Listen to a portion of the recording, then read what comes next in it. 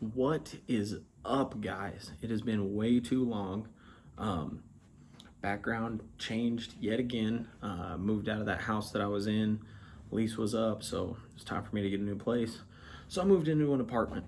So um, that's an update on the change in scenery.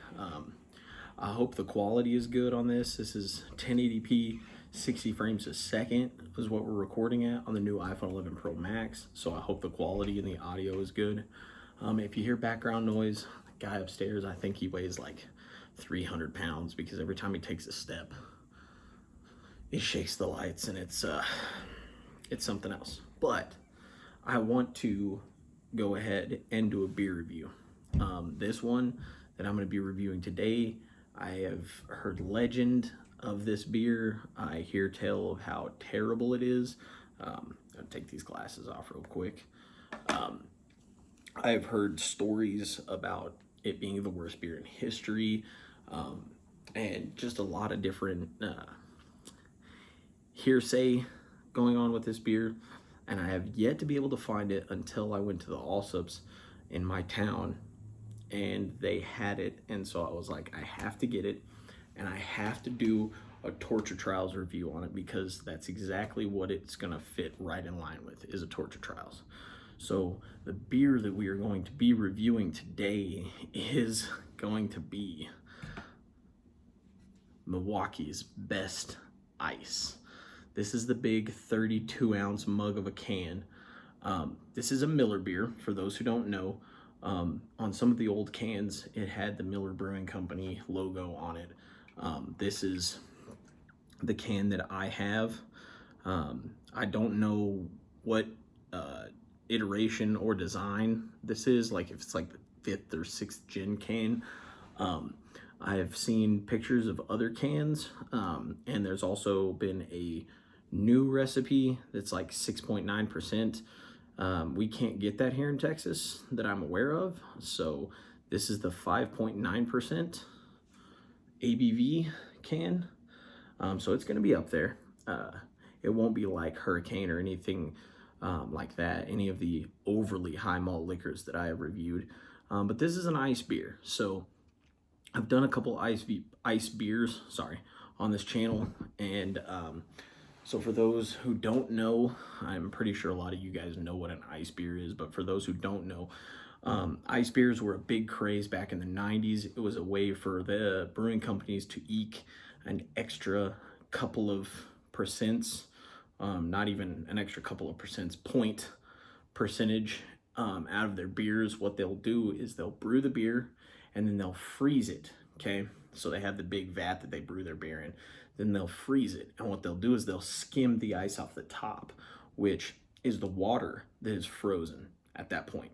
And it lowers the overall volume, but the alcohol content remains the same.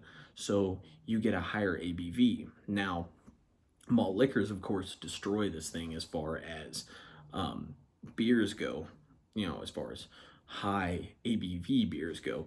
But this was all the rage back in the 90s. Ice beers were super popular. You had Bud Ice, Milwaukee's Best Ice, Keystone Ice. Let's see, what else? Trying to think of what other ice beers I've done. There's Game Day Ice. There's a ton of ice beers. And the people that like them have been drinking them since the 90s. I know people that swear by Bud Ice. Actually just finished one off the other about 15-20 minutes ago. A Tall Boy, the 25-ounce can, Anheuser-Busch gimmick garbage. And people that have watched the channel know that I hate that beer. And I got it just, because it was cheap. But I do want to show you guys. You'll have to forgive my apartment because, like I said, I just moved in. But it's been a while since I've had my beer bottles on display. So just kind of wanted to give you guys a preview here. But it's not all of them. But we do have them on display again. Some of my older videos were actually filmed in the beer shelf. And I would pan the camera back so that you guys could see the beers. But that's a few of my collector bottles. If I remember correctly, there is 89 bottles up there, 89 different bottles. But I have a total of about, I think we're at the 175 mark right now. So I do want to get a display case where I can actually display them all. I just haven't had the opportunity to build one yet. So, but back to the beer. This is a Miller Brewing Company product. Like I mentioned earlier, brewed in Milwaukee. Let's see. No additives or preservatives in this beer. So this is going to be an adjunct lager. It's going to be yellow corn adjunct is going to be the main ingredient in here. And like I said, I've heard some pretty bad things about this, so I figured I would give it a shot. You guys know that I'm not afraid to try shitty half-ass beers. But what the Torture Trials does, for those who haven't watched my video, and this is the first one you're seeing, it allows me to compare beers on a level playing field. So usually I rate my beers from A to F, and there's plus and minuses of each, okay? So if we were to compare to this to, say, like the Stone Levitation Ale, it's not a fair comparison because we're comparing an adjunct ice beer to a craft beer. So the Torture Trials has its own rating scale of A to F. Those beers never make their way into a standard review so that I can keep checks and balances. These are done unbiasedly against other Torture Trials beers. I will never compare them to a craft beer because it's not fair. It's like comparing, a Ford Fiesta to a Ferrari. A Ford Fiesta compared to other compact hatchbacks is a decent car, but compared to a high-performance sports car, it kind of sucks. So comparing beers in Torture Trials alone with other Torture Trials beers levels the playing field, so we can figure out what the best of the worst is, if you will. So this is a ginormous 32-ounce can, and these, like Foster's, for whatever reason, when you get ready to pour them, like the first couple of pours, it just spills all over the place. So let's see if I can pour this without making a drastic mess. The glass that we're going to use today, we don't have the Ridge pint glasses anymore because in the divorce, those went to the ex-wife. So we're going to use this cheap beer glass that I got for Christmas one year from an in-law. It's just a standard, run-of-the-mill bar pint glass. Nothing special, but this beer doesn't deserve anything better than that. So that's what we're going to do. So let's crack this bad boy open. And this is an absolute monstrosity of a can. And you can't see it, but it is filled right to the very brim. Like the line of beer is like right here. That's what makes it so hard to pour without fucking getting it all over the place. But we got it. We poured it without making a drastic mess.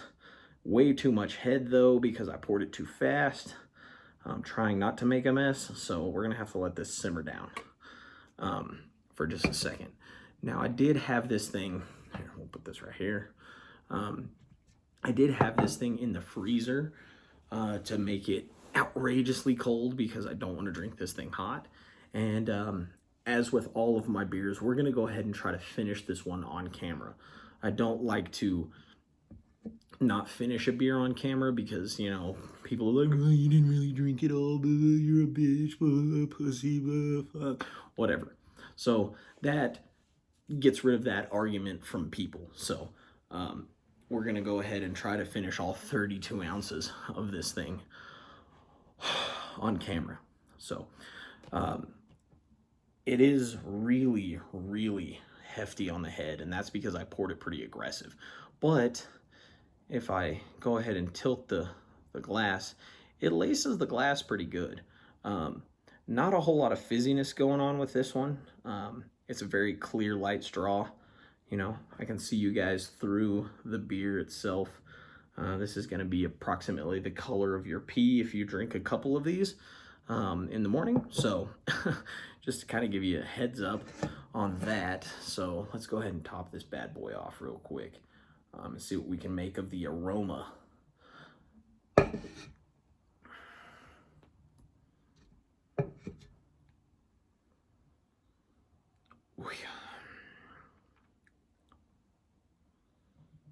Try not to get head in my nose. Ugh.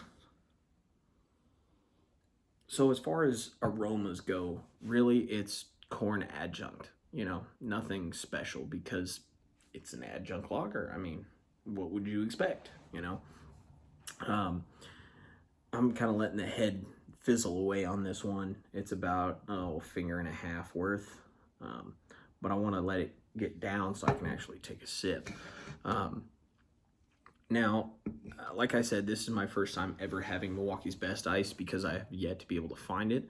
And I have, older relatives and, older friends that have told me stories about stupid shit they did when they were drinking Milwaukee's Best Ice, and how terrible it is. One of the nicknames it has is Milwaukee's Beast because it's supposed to suck really bad. So we will see. So let's go ahead and dive into this.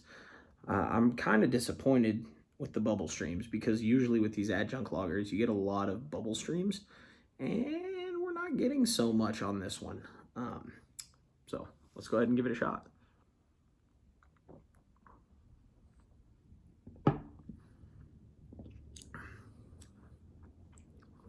Oof. Wow. Okay.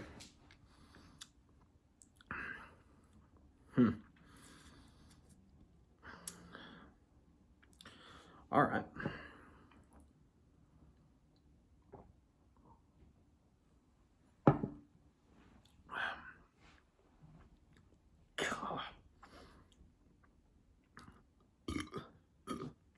So,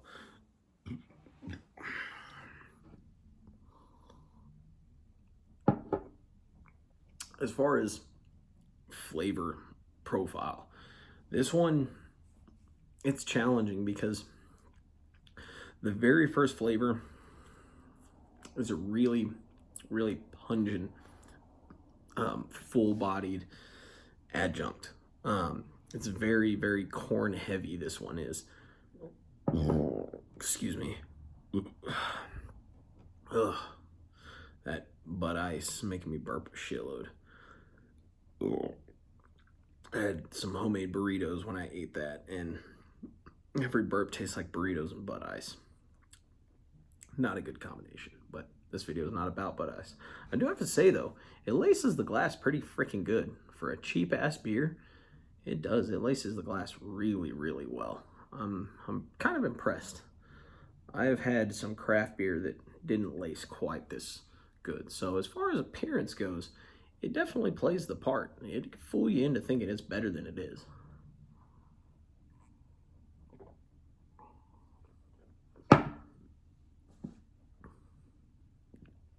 So there's no real alcohol burn with this one. It's only 6%, 5.9. So I didn't really expect an alcohol burn. There is an alcohol sweetness, and you can taste the difference between alcohol sweetness and the corny malt sweetness. This one's very pungent. Just bit the side of my lip right there. That didn't feel good. It's very pungent with the corn. There is some hop presence there. It's very cheap hops. It's not citrusy or piney. It's just kind of straight up bitter. Almost like, tastes almost like bitters that you would put in a martini, if you will. And then it tapers off and you get that corn sweetness from, of course, the malts that they're using. And there, I fucking spilled some. Been trying so hard to talk about how after you pour the first little bit, it won't spill. It fucking spills. Oh, yeah.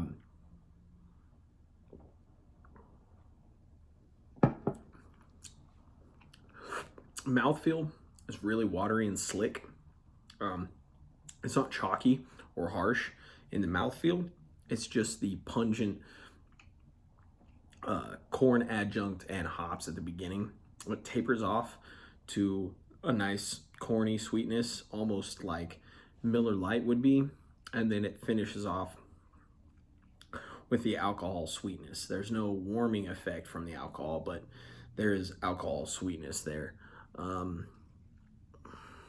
As far as body goes, I'm going to say it's a full bodied beer. This is nowhere close to a light beer. I think it's a little heavier on the body than what Budweiser would be. And Budweiser, as far as adjunct lagers is concerned, is known to be one of the heaviest beers. And that's a rice beer. And usually rice beers are going to be a bit heavier. Even Bud Light being a corn adjunct beer, it's still heavier than Miller Lite would be. So this one kind of tops the scales for me as far as heaviness goes. Compared to a malt liquor, though, excuse me. Oh, fuck, man. Compared to a malt liquor, though, it's not as offensive. I could see how the pungent bitterness would turn a lot of people off because it's right there. There's no, taper up flavor, taper down. It's just wham, and then it tapers down. It starts really high and really bitter and really heavy and offensive and then slides off. It's not really crisp. This is not something I would want to drink on a long day, after working out in the sun, mowing the grass or playing out at the pool. This is not a beer I would want to drink. This is not a beer I would want to just go buy just to drink. I'm going to be honest with you. If you're going to buy cheap, there's a whole lot better options than this. And at 5.9%, it's not even a beer that I would buy just to get, I don't want to say get wasted, but to feel, good. It is not a beer that I would get. If I wanted to drink one and be feeling all right, I would go get like Hurricane High Gravity or Colt 45 or King Cobra or Steel Reserve. I would not buy that. No, this one ranks well above Steel Reserve. Colt 45 High Gravity is always, and if you guys watch my previous videos, always at the very bottom of the list. I absolutely despise that beer with a passion, and I will never buy it again. Stack, that one is another malt liquor that really sucks. So I would put this above Stack. And a lot of people, they lump ice beer with malt liquor, which is understandable because the higher alcohol content. So your average light beer is going to be anywhere from about 3.5 to 4, maybe 4.2. Your full-bodied beers, Budweiser, Miller High Life, things like that, are going to be 4.8 to 5, and then your ice beers are going to be over 5. Now, on this can here, let's see here. It says ale, okay? Let me see if I can get close enough to the camera for you guys to be able to see that. Yeah, right. Now let me get it to focus here. So you see it says ale right there. Now in Texas, we have a weird beer law. So anything over 5% cannot be called beer. It has to be called something else. So that's why the term malt liquor exists, because that is a loophole to get higher beer into Texas. So it can't be called beer. It can be called malt liquor. It can be called ale.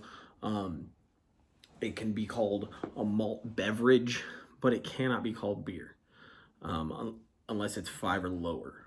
I don't know why.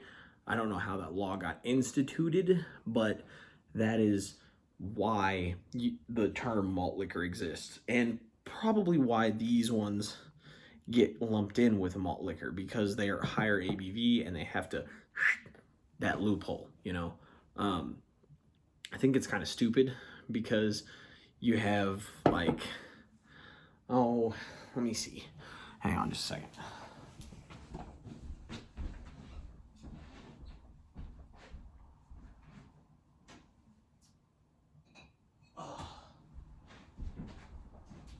So just for comparison's sake, I grabbed my absolute favorite beer of all time off the beer shelf, Arrogant Bastard.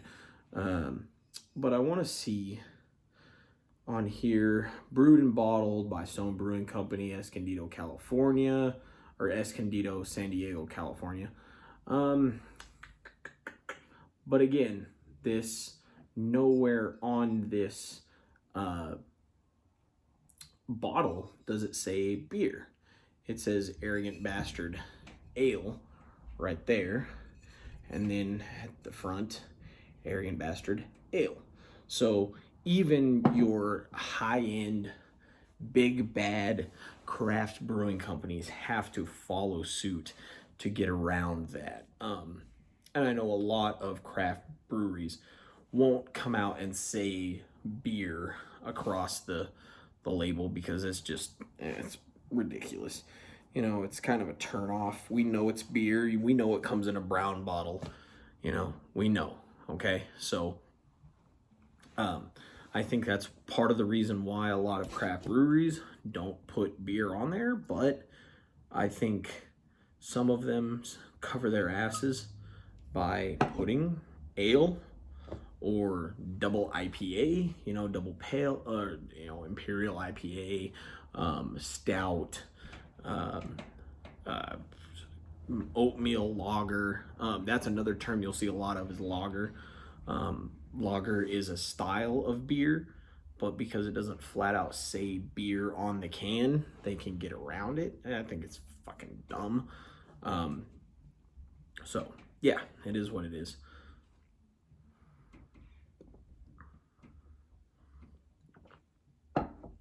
And I do want to do something. I want to do something. If you guys choose to participate, get on the comment section because I'm a big football fan. Green Bay Packer fan. See? Oh yeah, got the retro cap going on. I love Green Bay.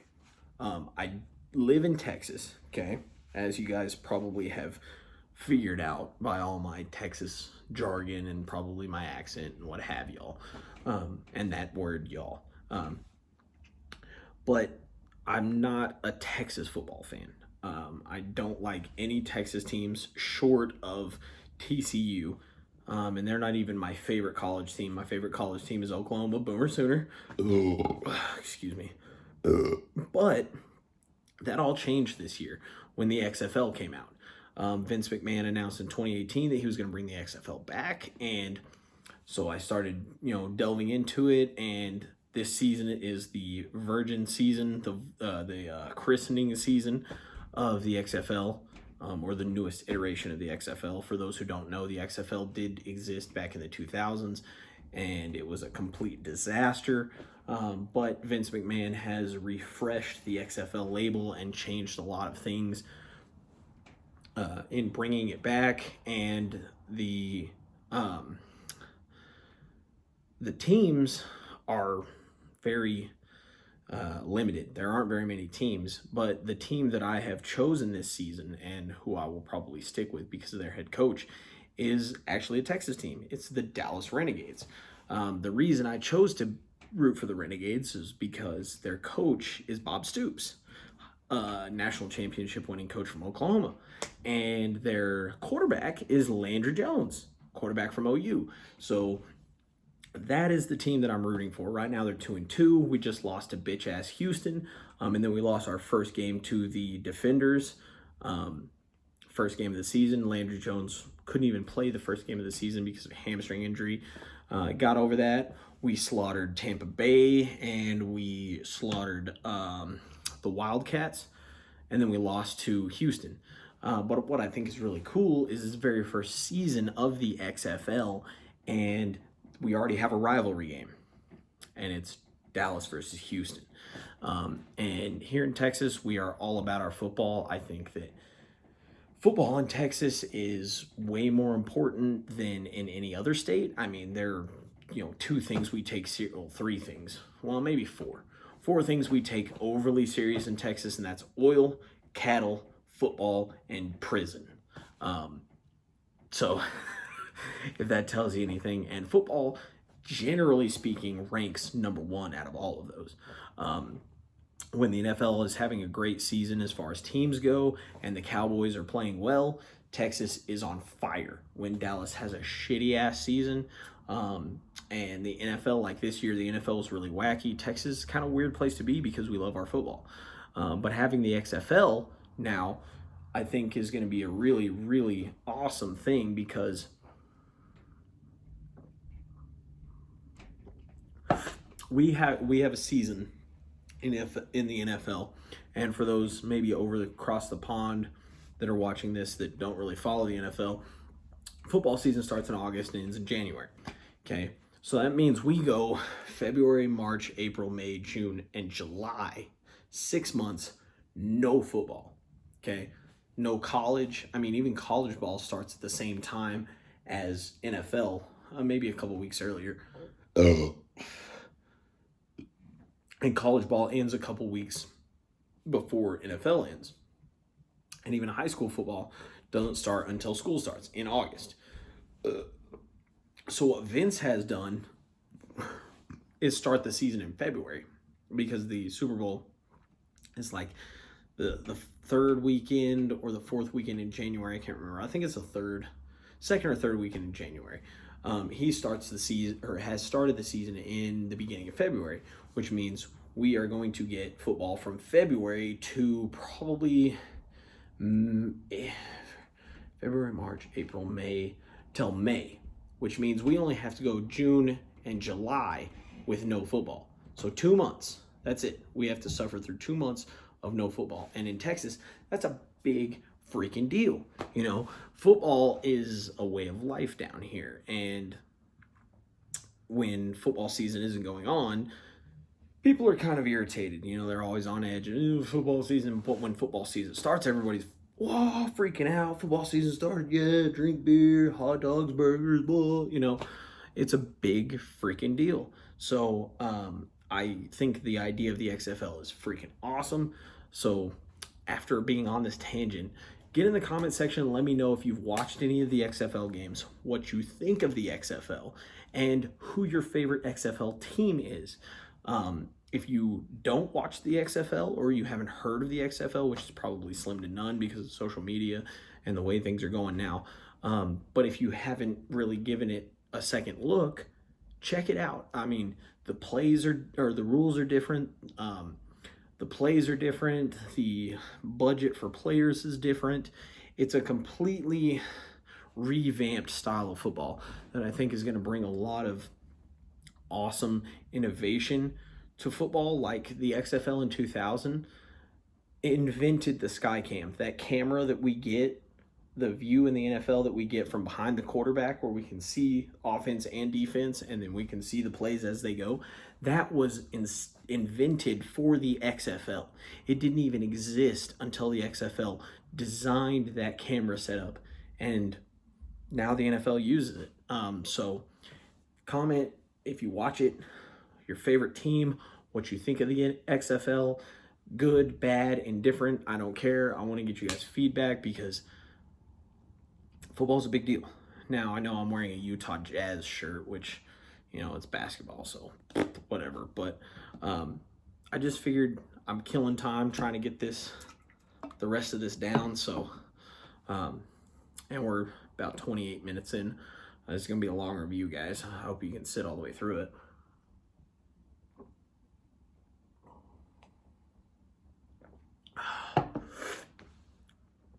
Oof. It just keeps getting worse.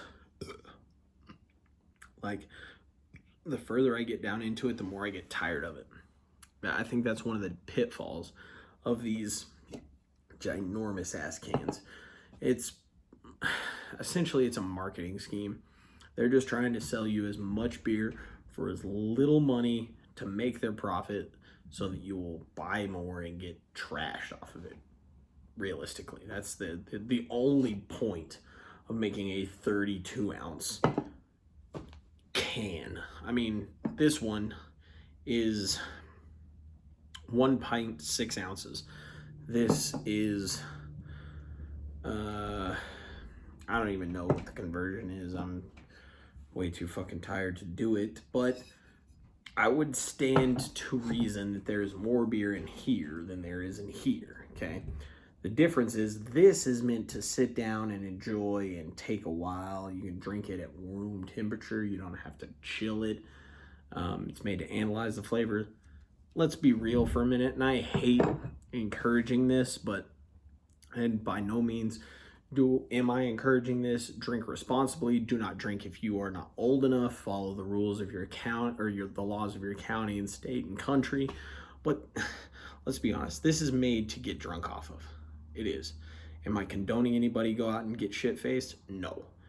Am I condoning underage drinking? No. So like I said, drink responsibly, but we know what's going on here. We're not dumb, all right?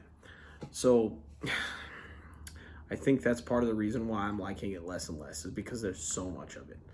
There is an extra 7 ounces of beer compared to the Bud Ice that I just drank.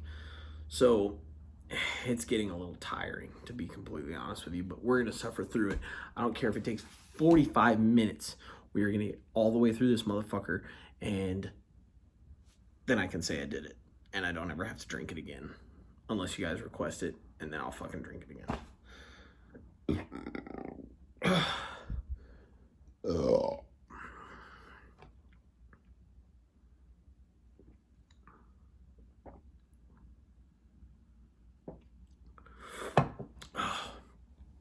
Boy. So we are just about to finish this off. Here we go. Last little bit. That's all she wrote. She's completely empty. Nothing left. Last little bit. So I figured it's time to go ahead and give it a rating. Torture Trails. I don't know. Oh. Rating on this one. I had mentioned earlier that it's better than a lot of the malt liquors I've had. But I think as far as adjunct lagers, it does suffer a little bit. I would put it below Corona. I would put it below Miller High Life. I would put it below... I'd put it above Bud Light because I really hate Bud Light. I'd put it below Budweiser. I would put it below Miller 64, MGD 64.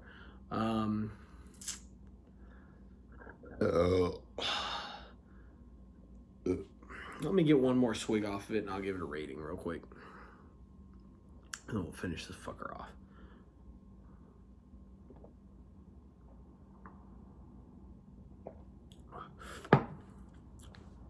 As it warms up,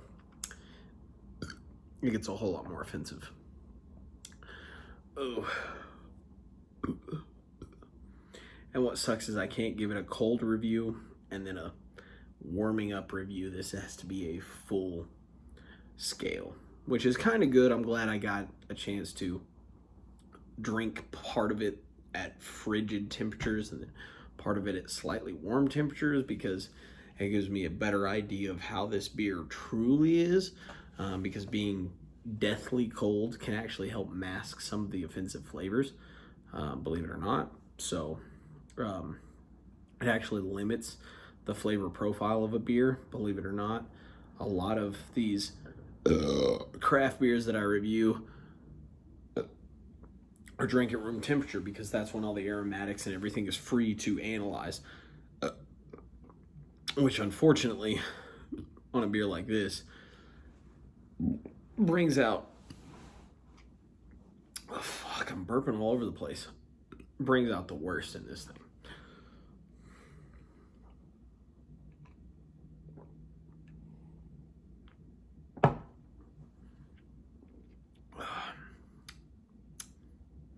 I'm going to give this one a C+, because it is offensive, but it doesn't stay offensive very long. The body isn't bad. It's definitely drinkable. I mean, hell, in 30 minutes, I've drank 32 ounces almost. Well, even less than that, because I sat and rambled for probably the first 7 minutes without even touching the beer. So we'll call it 20 27 minutes. I've drank almost 32 ounces of beer. So it's very drinkable. As far as mouthfeel goes, it's not too much to handle. Aroma, there's not much there, which is kind of a good thing, because I feel like if the aroma was worse, it would accentuate the flavor and make it that much worse. It could be partially because I'm only breathing out of one nostril.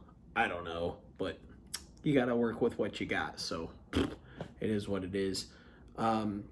Flavor profile is not very complex. It's really simple, 3-phase flavor complex. Bitter hops, bitter cheap hops, corn adjunct sweetness, alcohol sweetness. That's it. And it goes in that order, stair-stepping almost. And then down. It cleans up really well. It doesn't leave a bad, offensive aftertaste in your mouth. So that is a plus. The alcohol is not extremely high, so it's not going to leave that lasting warmth in your throat like a standard malt liquor would, which can be offensive to a lot of people.